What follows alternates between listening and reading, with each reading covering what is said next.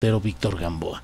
Bueno, pues está con nosotros Diego Enrique Osorno, autor del Cártel de Sinaloa, periodista, escritor, amante del periodismo gráfico, cinematográfico, documentalista. Así es que Diego Enrique Osorno, buenas tardes. Hola, ¿qué tal, Julio? Un gusto estar aquí contigo. Igual, Diego Enrique Osorno, el Cártel de Sinaloa, pero antes de entrar al tema específico del libro, pues todo estamos hablando aquí, ya hay un presidente municipal de un municipio importante de aquí del Valle de Chalco. Chalco, que fue esperanza hace 30 años del liberalismo, justo, así ¿no? es, donde... Era uno de los municipios modelos para todo el programa neoliberal. Claro, justo, ¿no? Sí, Carlos Salinas de Gortari, sí, volcado allí, donde iba a ser la muestra. El laboratorio, ¿no? El laboratorio, sí. Balazos en algún lugar de Michoacán hace algunos minutos, en una de las plazas de una de las ciudades principales de Michoacán. En fin, pues ¿cómo vivimos, cómo se vive, digo, Enrique Osorno, con esta realidad? Pues con mucha desazón, ¿no? O sea, ahorita te oía mientras dabas la noticia y creo que es importante que no nos acostumbremos a la desazón, que sigamos con la extrañeza, ¿no? Lo peor que nos puede pasar es eso que le llaman el síndrome de Beirut, ¿no? Cuando ya normalizamos la barbarie, cuando ya todo este tipo de acontecimientos se vuelven algo cotidiano, parte del paisaje, y creo que dentro de todo el periodismo ha logrado resistir y ha podido seguir pues denunciando y extrañándose de esto, ¿no? Porque también es verdad que hay un gran espectro de la sociedad que sigue volteando los ojos a esta realidad, que no quiere que hablemos de ello, ¿no? Que no quiere que documentemos, y uno lo entiende en el sentido del instinto de supervivencia, ¿no? De salir adelante en el día a día sin esta carga moral que tenemos como sociedad, de que arrastramos miles de personas asesinadas, miles de personas desaparecidas, la tortura, desplazamientos, pues es tremendo, ¿no? Tremendo. Y justo es un tema que uno no puede soltar, ¿no? Yo hace 10 años escribí este libro porque yo quería entender primero que nada la declaración que había hecho Felipe Calderón de guerra contra el narco. Yo había reporteado sobre todo muchos temas sociales en 2006 en Oaxaca, donde nos tocó coincidir. Estuve en Atenco, estuve con las huelgas mineras, un poquito de la protesta después de las elecciones del 2006, y el año 2006 había sido muy social para mí, y yo creo que para el país, todos estos temas, y de repente en 2007 estábamos combatiendo el narco, con chalecos antibalas, acompañando a soldados, y este libro, que hoy se reedita, nació de una pregunta que yo me hacía, de cómo es que habíamos pasado de ese México con una ansia de transformación social en 2006, a un México volcado a combatir, entre comillas, el narcotráfico. Y bueno, pues el libro lo ¿Y qué encontraste de respuesta? No, pues que había una manipulación política. Yo en 2009 publiqué el libro denunciando que detrás de la llamada guerra del narco había un intento de legitimarse el presidente Felipe Calderón. Hoy en día eso es un lugar común, pero en aquel entonces, en 2009, tú recordarás, la popularidad que logró tener el discurso de Felipe Calderón contra el narco era muy alta. Yo recuerdo cuando salió el libro, pues sí me dieron duro de, no, pues es que no estás entendiendo la estrategia del presidente, por fin alguien decidió combatir a los narcos. Luego venían otros libros muy importantes como el de Castañeda y Rubén Aguilar, La guerra fallida, un estudio, vino un libro de Anabel Hernández, vinieron trabajos del maestro Rebeles. Y ya hoy en día, pues finalmente todos tenemos claro que el presidente Calderón no tenía ninguna claridad ni ninguna intención real de fondo de combatir el crimen organizado, sino más bien estaba administrando su crisis política con el discurso de combate al narco, ¿no? Y provocó pues este colapso que tenemos que seguir levantando todos los días en nuestros espacios informativos, en nuestra faena informativa, los periodistas del país, ¿no? ¿Qué editorial es en la que publicaste? Grijalvo. Grijalvo en 2009 y Grijalvo también ahora. ¿Qué tiene ahora esta edición especial de distinto o por qué se hace la reedición? Pues sabes que el libro pues tuvo muchas reimpresiones en el camino y yo sentía cada año la obligación de pues de hacer una nueva edición, de agregar una conclusión que precisamente reflejara esto que estamos platicando, que también pues documentara cómo se había vuelto a escapar el Chapo Guzmán, el juicio en Nueva York, y a principios de año terminé, digamos, de armar esta nueva edición, que tiene una introducción, pues, donde se relata más o menos de 2009 a principios de 2019, lo que ha ocurrido con el cártel de Sinaloa, básicamente. ¿Es el más estable? Porque algunos entran, salen, bajan, de pronto los caballeros templarios, la familia michoacana, ahora está en el centro pues el cártel Jalisco Nueva Generación, pero el cártel de Sinaloa pareciera una entidad estable. Pues es el tronco, ¿no?, del que han derivado todas las demás organizaciones.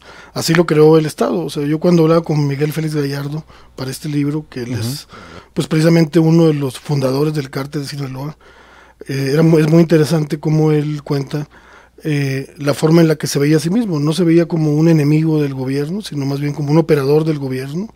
Algo así como hay un subsecretario de Comunicaciones y Transportes, y digamos que él era el encargado del tema de narcotráfico, ¿no? Después de su detención y de la irrupción también de un modelo neoliberal más radical con el gobierno del presidente Salinas, pues vienen los nuevos cárteles. Del cártel de Sinaloa se escinden a unos sinaloenses que se van a Juárez, que son los Carrillo Fuentes, y hacen el cártel de Juárez. Otros se van a Tijuana, otros sinaloenses se van a Tijuana, son los Arellano Félix. Lo estoy haciendo un poco mecánico porque detrás de todo esto hay obviamente un andamiaje del Estado y sobre todo de los cuerpos de seguridad durante la Guerra Sucia, de la Dirección Federal de Seguridad, que fueron los que, digamos, estructuraron el primer modelo del narcotráfico ya en el neoliberalismo en el país.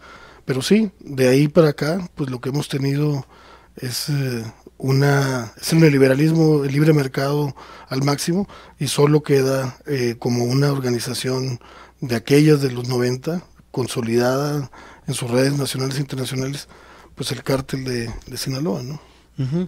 Que hay, señalas muy clara y concretamente creación del Estado y todo lo que es el involucramiento político y de cuerpos de seguridad. Entonces lo pregunto, viéndome absolutamente ingenuo, pero tengo que hacerlo así, mi querido Enrique Osorno. Pero pues entonces todo el discurso que nos han vendido durante todo este tiempo ha sido solamente una fabricación para pretender etiquetas que en realidad no corresponden a una realidad unitaria del manejo del negocio del narcotráfico y del crimen organizado. Yo creo que sí, el régimen del partido hegemónico del PRI sí trató, o sea, sí construyó una estructura que más o menos a ellos les funcionó en términos, pues, de corrupción, de lucro político, pero también en una vieja añoranza de seguridad nacional, ¿no? O sea, yo hablo con operadores de aquel entonces, con narcotraficantes también, aparte de Félix Gallardo, y juegan con esta ambivalencia, ¿no? Ellos se ven como protectores de un Estado hasta cierto punto. Pero pues lo que hemos tenido paradójicamente con nuestra llegada a la democracia en el 2000, pues ha sido un desazón, un desconcierto, donde muchos sectores del Estado han sido capturados o han creado sus fuerzas criminales para operar, ¿no?, de manera particular. La familia michoacana, que le mencionabas hace rato, el cártel de Jalisco Nueva Generación, todos esos grupos recientes quizá no corresponden a la lógica con la que fue creado el cártel de Sinaloa, que era una lógica centralista. Estos corresponden más a clanes, a grupos políticos regionales que van construyendo pues sus fuerzas criminales para poder operar los mercados negros, que es algo pues que para mí se podría atajar de manera radical, y yo espero que este gobierno lo haga. A mí me parece que más allá de desaciertos y aciertos de este gobierno, han tratado de cambiar la política antidrogas, y yo espero que este sea el gobierno que defina el prohibicionismo de las drogas, porque eso es una medida radical y efectiva para empezar a desmantelar esta violencia que estamos teniendo. ¿Notas una diferencia sustancial en el tratamiento gubernamental al tema del narcotráfico y el crimen organizado ahora en la administración de López Obrador? Pues en lo político, ¿no? O sea, en lo operativo, pues la muestra del 17 de octubre nos habla de que todavía falta muchísimo. Pero en lo político, a mí me gusta que el presidente haya hablado en campaña de amnistía. Es verdad que hoy en día ya borró la palabra porque es una palabra complicada, ¿no? de procesar y de resolver, pero hasta donde yo entiendo, con lo que yo he investigado, pues hay todavía una interlocución incluso con esas fuerzas criminales o con esos grupos para tratar de construir un fin de la guerra, y ese fin de la guerra se tiene que hacer con política, se tiene que hacer con legitimidad, y esas dos cosas tiene este gobierno, tiene fuerza, tiene legitimidad y tiene voluntad política, hasta donde entiendo. Yo no he podido terminar de entender bien lo que ocurrió en Culiacán, pero mi percepción es que fue un intento de sabotaje de las agencias norteamericanas a este proceso que está dándose por el nuevo gobierno. ¿Piensas en la participación de la DEA, la visita del director interino de la DEA allá a aquel lugar? Sí, no, bueno, la DEA está operando ahí y a ellos no les gusta que México tenga una política antidrogas propia, que sea independiente de Estados Unidos. Y lo que se va viendo es que México ha cedido en temas de migración, sin duda alguna la frontera suya la entregaron y demás, pero da la impresión de que todavía han querido construir una política antidrogas propia. Y lo de Culiacán es muy extraño porque evidentemente este gobierno está teniendo una interlocución, yo no digo criminal ni cómplice, pero una interlocución a cierto nivel con el cártel de Sinaloa o con ese grupo, con ese entorno, para construir el andamiaje que necesita la despenalización que va a haber en el Senado. O sea, en el Senado se puede aprobar mañana la despenalización de las drogas, pero si el cártel de Sinaloa y los otros grupos no participan de alguna manera en ese proceso, no sirve, se queda en el papel esa ley. Entonces, hay algo ahí. Con interlocución? Pues a interlocución, que se puede hacer a través de abogados, o sea, hay mensajes, hay cartas que manda la mamá del Chapo, mensajes que manda el abogado. No creo que este gobierno pretenda hacer un pacto con los cárteles para que se haga güey el gobierno y el tráfico siga. Yo creo que se está buscando una interlocución para construir un fin de la guerra contra el narco. Y eso lo trató de hacer en algún momento el presidente, incluso la secretaria de Gobernación, y no le fue bien, y creo que es algo que se opera pues a otro nivel por lo pronto. Quizá el evento del 17 de octubre obligará al gobierno a que abra un poquito más ese proceso, lo transparente un poco más, ¿no? Porque creo que es algo que la sociedad va a respaldar en cierta medida. Si hay una claridad y una expectativa, que yo la creo, que está a debate, pero que yo la creo, de que se puede reducir esta violencia que estamos teniendo, quizá la sociedad lo podría respaldar y quizá este gobierno debería animarse a abrir esa interlocución que está teniendo para lograr detener la guerra. Y las guerras, tú sabes, se detienen con política, no se detienen con balazos. ¿El cártel de Sinaloa mantiene unidad interna, realmente mantiene sus mandos en coordinación o sufre divisiones internas? No, pues son organizaciones que están constantemente en deterioro de su tejido interno y demás, pero sí, digamos, el colapso más fuerte que tuvieron hace unos años y que provocó pues la muerte incluso de compañeros como Javier Valdés, que estaban documentando esa ruptura al interior, ¿no? Entre, digamos, una cabeza visible que era Dámaso López y los hijos del Chapo Guzmán. Digamos que después, o sea, ese fue el punto más alto de resquebrajamiento interno. Da la impresión de que hoy en día pues siguen las pugnas, las divisiones, pero no a ese nivel de aquel entonces.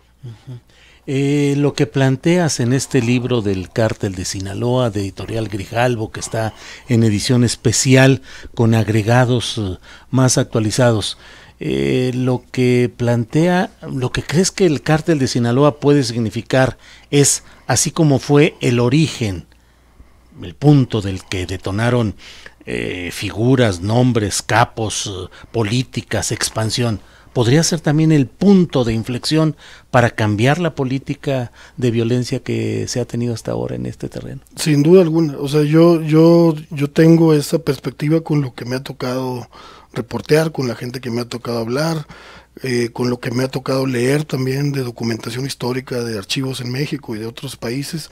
O sea, yo creo que pues el Cártel de Sinaloa es la forma como nombramos a un poder fáctico que opera en este país y que, al igual que el poder fáctico que representó en su momento el Bester en el sindicato y lo era para la educación, o el poder fáctico que era Romero de Champs y su conjunto de socios para Pemex, en ese mismo tenor, si queremos reducir la violencia de alto impacto que hemos vivido en los últimos años, pues se tiene que atender políticamente a ese poder fáctico. Y ese poder fáctico tiene una representación que más o menos conocemos como el Cártel de Sinaloa. ¿Tiene políticos? Sí, por supuesto.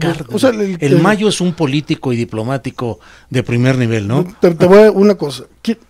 Bueno, a lo mejor vamos a discutir ahí. ¿Quién es el mayor reportero político en la historia de este país reciente? A ver, ¿quién dirías tú? Don Julio Chévez. Don Julio Chévez. Uh-huh. ¿Y a quién le dio la entrevista? Pues sí. El Mayo Zambada. El Mayo Zambada. La única entrevista que ha dado, se la da a don Julio. O sea, don Julio entrevistó a presidentes, entrevistó a Fidel Castro, entrevistó a Pinochet, a Allende, a Siqueiros. O sea, don Julio habló con los hombres que han definido la historia de este país. Y uno de ellos es el Mayo Zambada. Y no es casualidad que ellos dos hayan tenido esta conversión, este encuentro. Sin duda alguna. Yo lo que entendí justo desde 2009, cuando terminé de escribir el libro, es que el narcotráfico en México es hijo de la política. O sea, el narcotráfico no va contra el Estado. El narcotráfico es un apéndice del Estado. Y la construcción viene de Félix Gallardo, que lo pone tal cual en sus escritos que me compartió desde Almoloya, pero también desde antes, de Pedro Avilés o de Gilberto Valdés, el gitano, ¿no? Con el ingeniero Lázaro Cárdenas. O sea, hay una construcción política del narcotráfico, que en algunos momentos ha sido bajo un proyecto de país y de nación y demás, y que en los tiempos actuales pues se ha convertido en un mercado, en un vil mercado donde la divisa principal pues es la violencia, la sangre, la muerte, y eso tiene que parar, eso tiene que acabar. Yo por eso tengo expectativa de este gobierno. No, en muchas cosas no, pero en la política antidrogas yo tengo esa expectativa. De que puedan cambiar las cosas. Con política. Diego Enrique Osorno, te agradezco la posibilidad de platicar contigo, la oportunidad de asomarnos a esta reedición de tu libro El Cártel de Sinaloa, de la editorial Grijalbo, y te pregunto ya para ir cerrando esta plática, ¿cómo se reportean todos estos asuntos? Como tú, ¿cómo se reportea al filo de un ambiente que es el de la muerte, el de la injusticia, el de la ejecución, el de tantas cosas? Pues la verdad, también me lo pregunto todavía. O sea, yo empecé a reportear el tema del narco antes de que estuviera de moda. Hoy ya el tema del narco hasta tiene una explotación industrial medio morbosa, pero cuando nosotros empezamos a reportear el tema del narco, era difícil que una redacción te publicara una nota sobre el tema, ¿no? O sea, era una lucha fuerte. Lo platicaba con Javier, que digamos era un interlocutor en este sentido, y con muchos otros colegas. Entonces aprendimos, o sea, batallamos bastante para que pudiéramos publicar lo que investigábamos, porque nos interesaba no por morbo, sino porque es un mundo secreto. Es un mundo secreto que uno intuye que siempre está conectado con la economía, con la política, con muchas aristas de lo visible en nuestra sociedad. Entonces, como reportero siempre era muy atrayente meterte ahí. Y yo creo que, con respeto, o sea, uno tiene miedo cuando se mete a hablar con muchas de las personas que te tienen que dar su testimonio para poder armar un relato, un reportaje, pero uno tiene que aprender a controlar ese miedo, ¿no? Y yo creo que pues los periodistas, tú lo eres también, tenemos estímulos muy misteriosos que nos llevan a hacer esto, que no haría la mayoría de la gente. Aprovecho la oportunidad, tú has sido reportero de impreso, de tecleo, reportajes, notas, todo, pero también has dado el salto hacia la imagen, el documental, la imagen viva. ¿Te gusta más? O sea, ¿es más efectivo? No sé si el salto, mis buenos amigos dicen que es la caída. Es la caída. Pero no sé, la cosa es que he explorado ese formato audiovisual, el documental. Me gusta, lo empecé hace justo 10 años también con un documental que se llama El Alcalde. Yo lo hacía primero para proteger mis historias, porque me las pedían documentalistas y no me gustaban cómo las hacían. Y un día uno me dijo, pues hazlas tú, cabrón, no estés chingando, dirígelas tú. Entonces empecé con El Alcalde, con un grupo, un par de buenos directores a tratar de contar historias. Y yo la verdad me siento muy cómodo hablando, haciendo documentales. Hablo con documentalistas como Acelo Ruiz, por ejemplo, como Alberto Arnaz, que son amigos míos, y son cronistas. O sea, yo los veo como periodistas, como cronistas. O sea, estamos discutiendo los mismos problemas, cómo vamos a abordar este tema, cómo contamos bien la historia, cómo logramos complejizar la historia sin hacerla confusa. La verdad no me siento no lo siento tan distante el documental que me ha tocado hacer a mí y el que se hace en México, con el momento que vive la crónica o el periodismo en el país. Pues Diego Enrique Osorno, muchas gracias por esta oportunidad de platicar contigo. ¿Hay alguna presentación, alguna...? Creo que en Guadalajara vamos a hacer una presentación. ¿En la Feria Internacional del Libro? No tengo la fecha todavía, pero creo que vamos a hacer una presentación. Sí. Bueno, pues que siga adelante todo el trabajo de reportero, tanto en lo escrito como en lo audiovisual. Gracias Diego Enrique Osorno. Gracias. Muy amable. Gracias. Vamos a hacer una pausa y ya volvemos.